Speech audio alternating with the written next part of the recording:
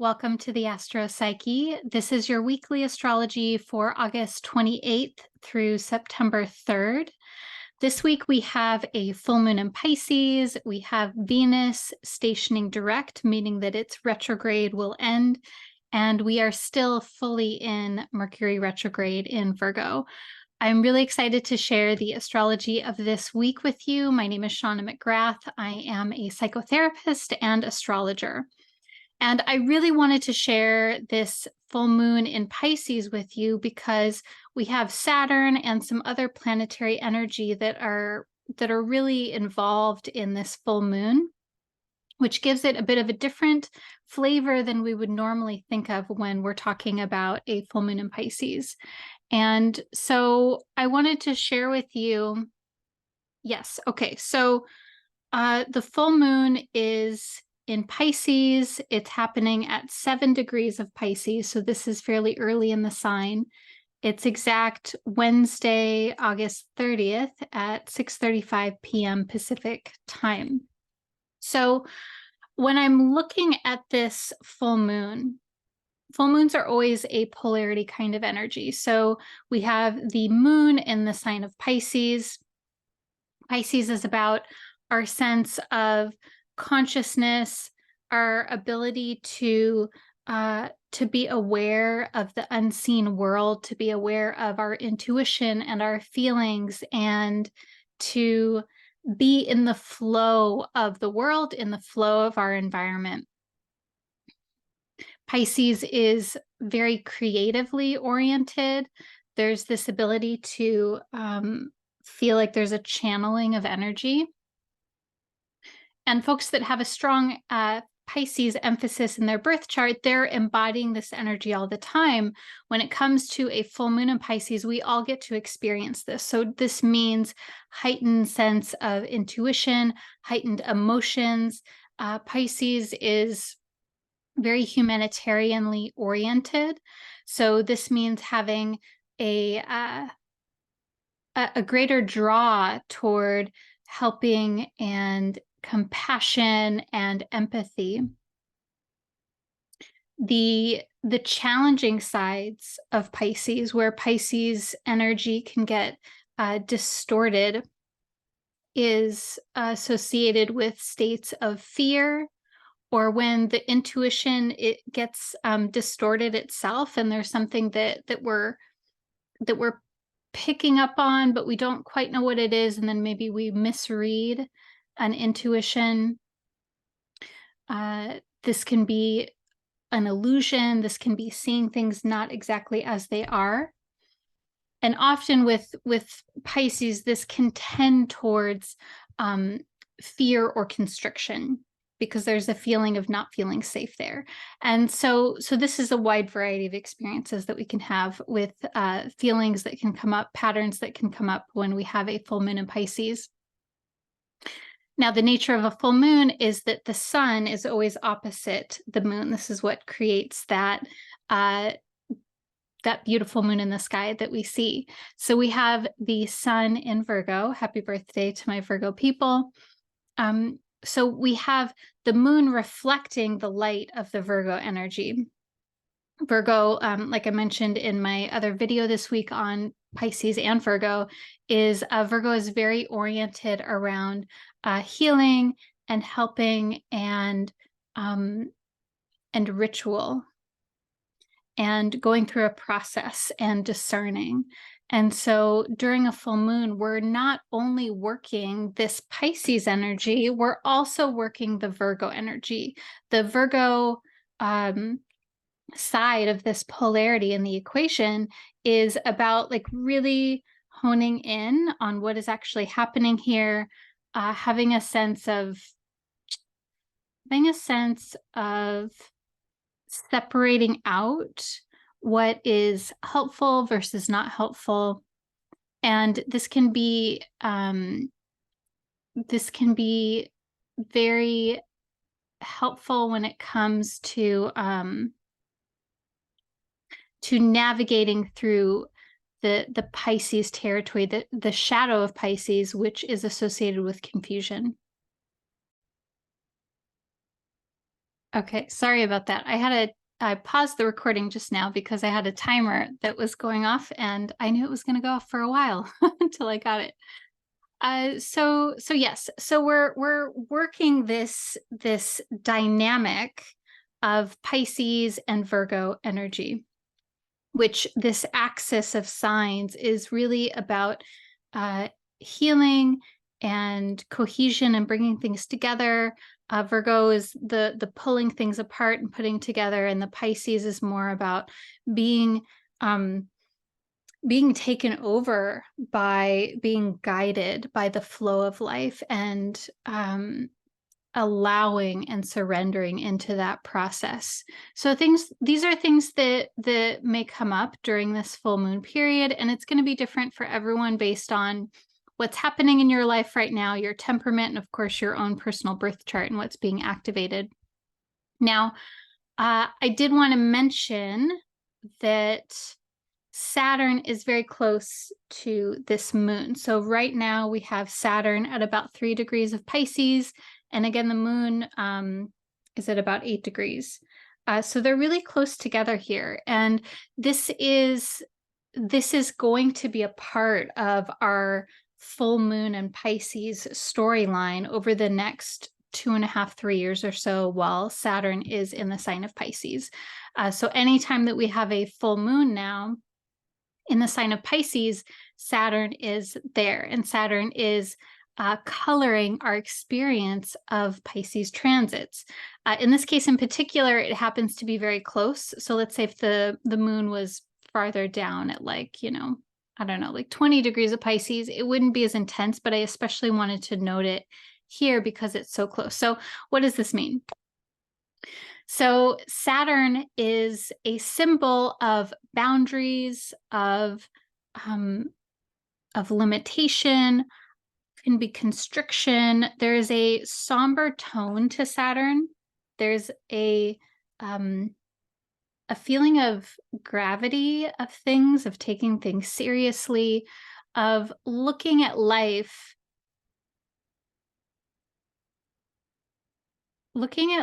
and knowing that there are things that we can control and things that we cannot control. Knowing that uh, there's always this mortality that we're dealing with. Saturn reminds us of these things. And so when we have the moon together with Saturn like this, there may be themes around the parts of our lives that we feel constricted by or that we simply don't have control over. Those can be things like physical limitations or socioeconomic limitations. Saturn kind of brings this in and shows us the things that we can't just wish away, and that can be very difficult. Sometimes it can be validating to acknowledge these things and to acknowledge that something maybe has been so hard because it is something that is outside of our internal control. Sometimes it can be frustrating. So there's all kinds of feelings that can come up around this. Now, another part of Saturn is can be feelings of like having low mood, feeling sadness, grief, even depressive states. These are all Saturn kind of territories. And I'm sharing this with you because this is very different than, let's say, Uranus or Jupiter, even Neptune. Uranus has this kind of like erratic kind of energy to it. It's this more movement-oriented, upbeat kind of energy. Uranus tends to infuse us with energy, for better or for worse. Uranus can, be a symbol of anxiety, if anything. Whereas Saturn, there's a heaviness to this planetary energy. And so if we're feeling like we're overwhelmed in our life, or if not even that, if there is something in our life that is in some way unsustainable, it will be brought to light when we have a Saturn transit.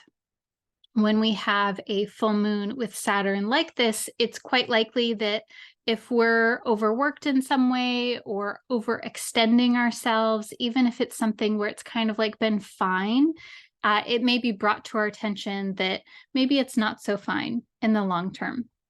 So of course, there's always things that we have to do and have to manage. And so if there's something here that comes up, I encourage you to notice what message you may be receiving from Psyche, from your spirit, from your soul, from the universe. What is it that's happening here? Like, what is really going on, and what is it trying to tell you about what's happening? So this is Saturn. The other piece that I'll say about Saturn is that, especially Saturn moon, is that when we feel overwhelmed or overextended and it feels like we don't have control over that, then that can tend to bring up states of overwhelm and hopelessness. And the biggest way to work with this is to find the ways in which you can feel like you have a choice, and that is the doorway through this Saturn process, through the Saturn moon process, is where do you have a choice here? And that may be something very minor, it might be something major. Sometimes I find that the smallest changes are the most accessible, that they're the easiest for us to step into and to grasp. So a lot of potential energy being kicked up, a lot of emotions, a lot of themes here being kicked up with this full moon. Again, this is happening on Wednesday. So depending on when you're watching this, you may already be feeling this energy building in the days leading up to the full moon on Wednesday. And then there's this sort of softening and releasing effect as the moon moves out of the sign of Pisces and then moves into Aries and then Taurus, etc. Now, other big thing that's happening this week is we have Venus stationing direct. So that essentially means that the Venus retrograde will end. So Venus is the planet that is a symbol of relationships, beauty, love, sensuality, sexuality, our values, our finances. These are all Venus territory. And so Venus has been retrograde, appearing to move backward in the sky from July 22nd through September 3rd.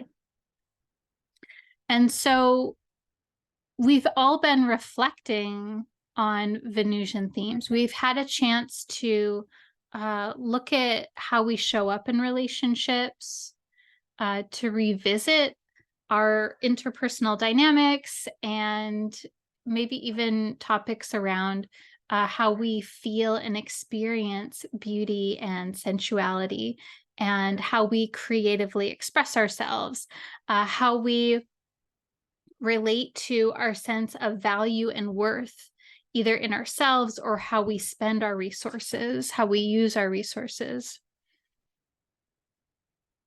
And so I'm really curious, this may be something for you to reflect on over the course of the week, is what themes have come up, maybe what challenges or what insights or realizations you've had over the last couple, I guess let's see, it's like a month and a half or so that Venus has been retrograde. What kinds of awarenesses and awakenings, what has been awakened in you? And what changes would you like to make in yourself and in your relationships as you go forward? Now, Venus is, when Venus stations direct on the 3rd, this is actually a moment in time where Venus is still in the zodiac. So Venus, instead of appearing to move backwards, it appears to pause and then to move forward. So Venus is stationing direct at about 12 degrees of Leo. This is all happening in the sign of Leo. And then Venus will move forward through the sign of Leo and then eventually make its way into Virgo. So Venus is moving back over the territory that it has retrograded over. And So as this, I'm pausing because there's a very loud dog outside, and I think that's an interesting omen that there's like, yeah, there's something here. There's something here to say. I'm also thinking about how Venus is the ruler of the sign of Taurus, Libra as well as Taurus, and Taurus is very much connected to the throat and to the voice and to um, speaking and to saying what it is that you have to say. And so this may be that the insights and awarenesses that you've had over the last bit of time, the last chunk of time while Venus has been retrograde from late July to early September, you may feel a new fresh energy around being able to put words to, or to express, or to enact the things that you've been thinking about, the things that you've been contemplating, the things that you've been reflecting on, and maybe had more of an internal sort of sense. And now, as Venus begins to move forward over the next month or so, that you can start to express things outwardly. That may be the way that this comes. The other piece of this too is that Venus is square Jupiter and Uranus, and it has been making this aspect during most of its retrograde period. So there's lots of potential here for the new awakenings, new insights to continue to develop. And I want you to really watch this. Like, where are you wanting to release something? Where are you wanting to bring in new energy? Whenever we're talking about Jupiter and Uranus, we're always thinking about like, okay, where is it that you're being drawn? Where is it that you're moving away from? And what's the motivation for doing this? Is it about, is it about getting away from something that's challenging? Or are you moving towards something that is really calling to you? And maybe it's a mixture of both, but really like noticing where you're feeling that Venusian pull, that attraction towards something. And so I will note the other piece of this week too is that we are in Mercury retrograde. So we began that process last week. Mercury is retrograde in the sign of Virgo. And so Mercury retrograde is connected to this full moon process as well, because it's keying in to this opposition of the moon and the sun.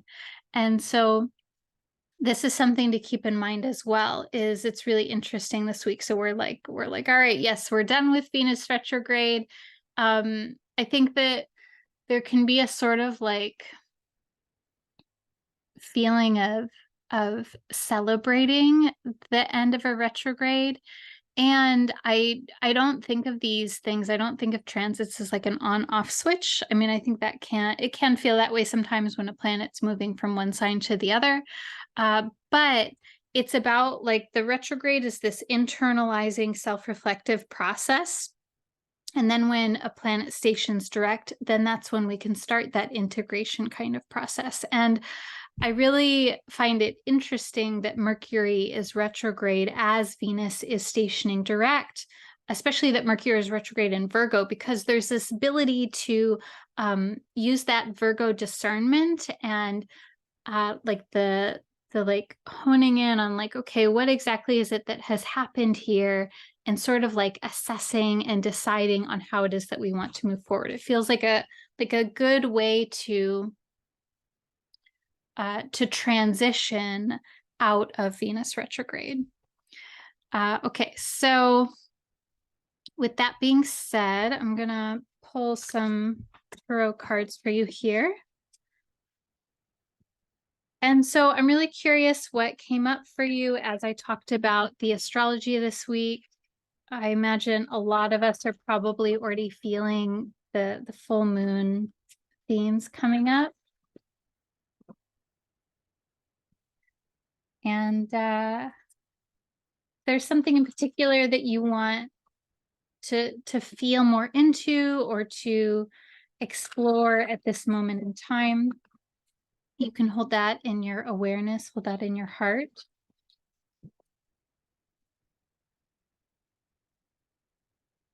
As always, I'm pulling 3 cards, but if there's a number between 1 and 3 that you would like to mentally pick right now, that can be your card, so to speak, you can do that. Okay.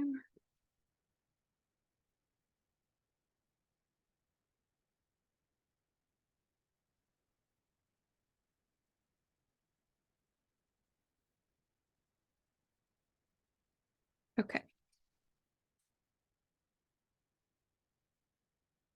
Ooh, okay. Lots of transformation this week. Okay, so first card is the Death card. So the Death card is about transmutation. The Death card is like the butterfly. Let's see. So in this card, this is the Spells and Potions Tarot deck. In this card, there's a figure that's seated, and behind them, there's what looks like a death figure. And the initial figure that's seated, it almost looks like they're holding like a balloon with this mandala on the balloon.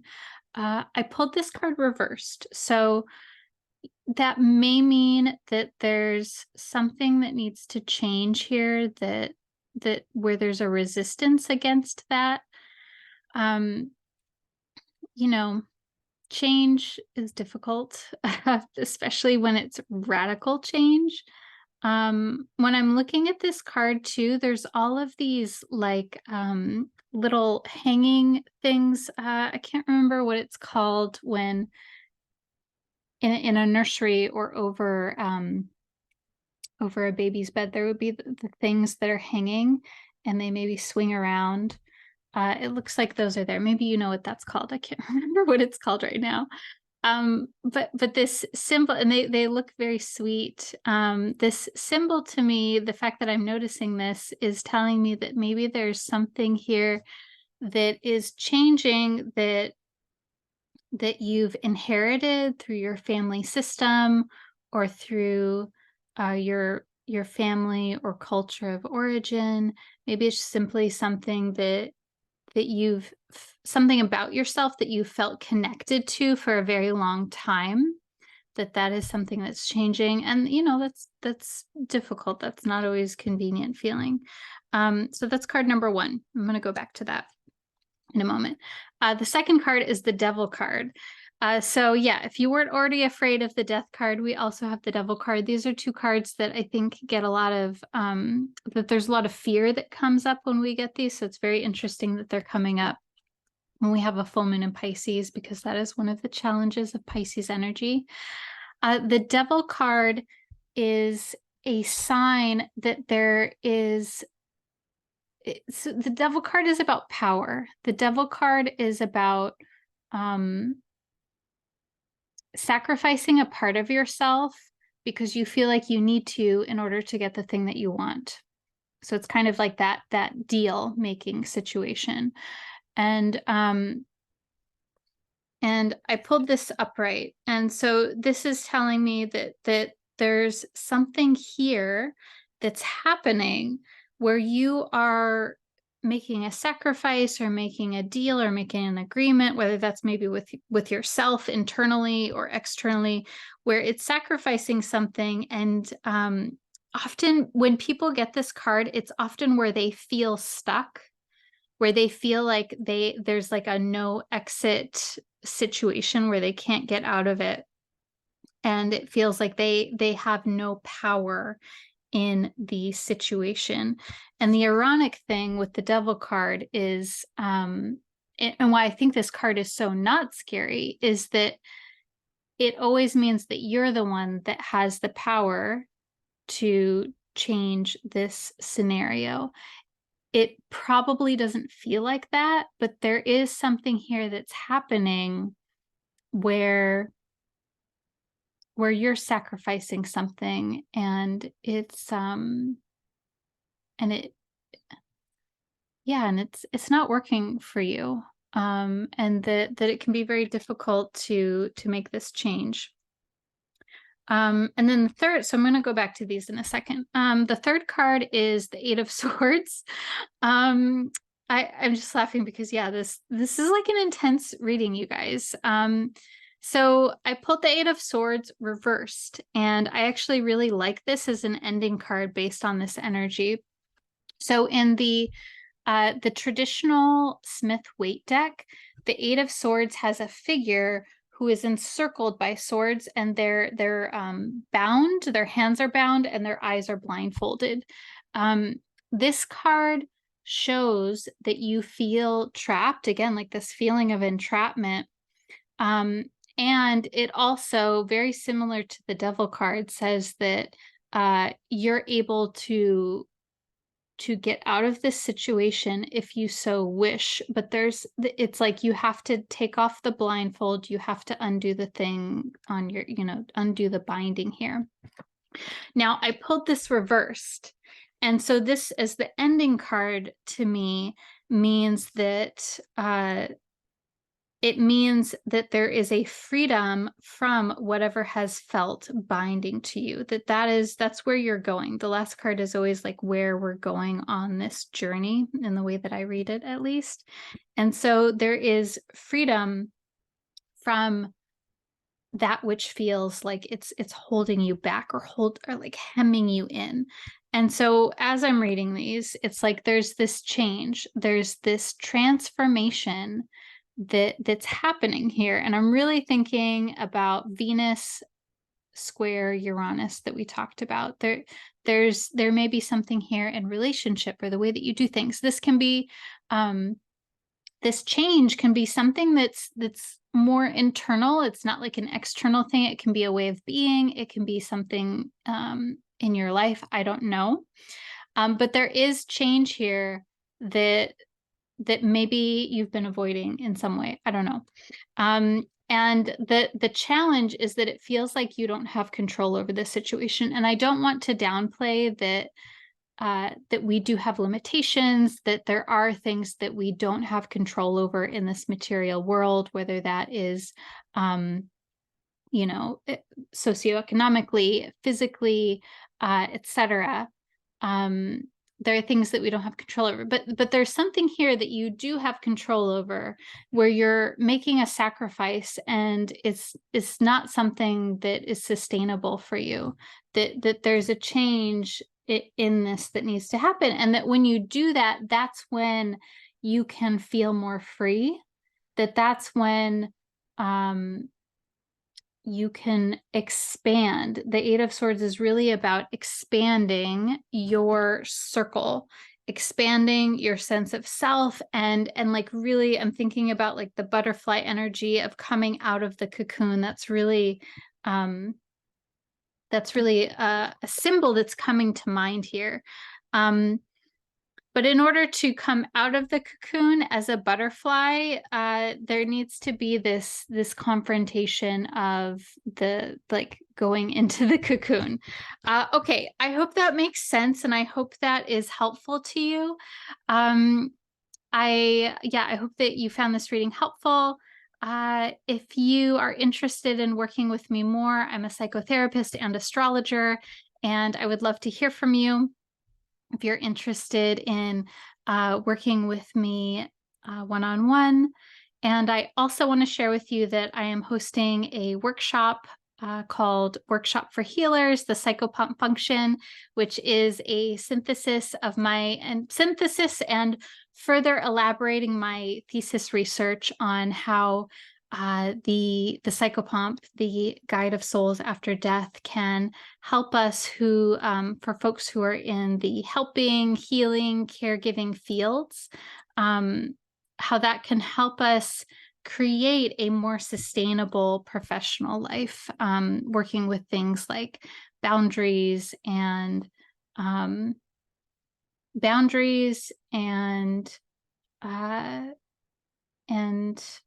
really doing our work in way that is less about fixing someone else or taking responsibility for someone else and more about accompanying people on their journey. So you can find out more about all of that on my website, theastropsyche.com. I'm wishing you a wonderful week, happy full moon, and sending lots of love. I'll see you soon. Bye.